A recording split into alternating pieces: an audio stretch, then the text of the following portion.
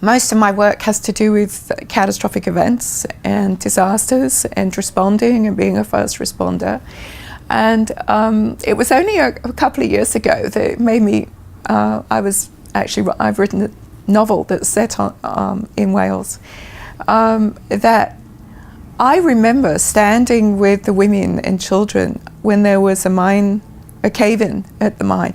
We didn't know if it was an explosion or a cave-in. We didn't know what it was, but we did know that miners had been hurt. We didn't know if anyone had died.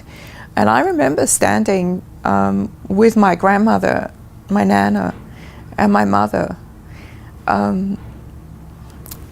just a whole row of women, you know, in their pennies, all just standing there waiting to see, to get news. And I think about that a bit because so much of what I do has to do with people who experience catastrophes. The other thing that I've written about and have often thought about is that we played on the hills, and the hills were shale. They were the slag that had come up from the mines. And I just thought they were mountains. In fact, my mother thought they were mountains too. It was only when we started working on this novel or I started working on the novel, that we realized that actually what I'd played on as a kid were these slag heaps. But up in the middle of this one area behind my nana's house, there were mine shafts. And I don't know if they were air shafts or a mine shaft. My mother said that she thought it was a mine shaft from the 19th century, but she wasn't sure if they were air shafts. And so they'd put planks of wood across the huge, deep shaft. And as a child, my mother and her friends used to go and drop stones down.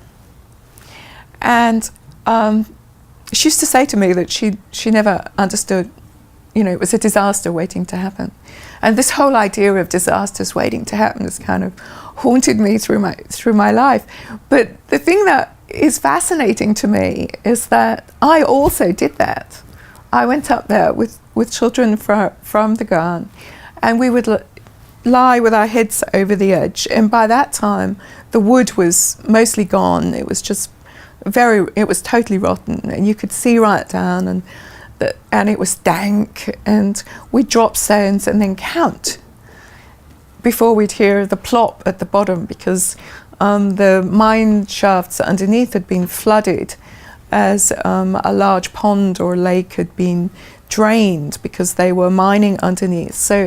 So we used to do this as a child, and nobody ever fell down it. But when I wrote the novel, it starts, the first page, so I'm not giving anything away, with a child actually falling down this mine shaft. And really the child, I think, is symbolic of what happened to the miners, but what happens to children, you know. And so those are my stories from the Ghan. But the most important story is that, as my mother said, the sun always shone, we always had fun. People sang songs. People were always in each other's houses. You could go in any house and have lunch, you know, you just sit down with the family. And everybody took care of everybody else. And it was an absolutely idyllic community that centered very much around the chapel and singing, because the Welsh sing, as you might know.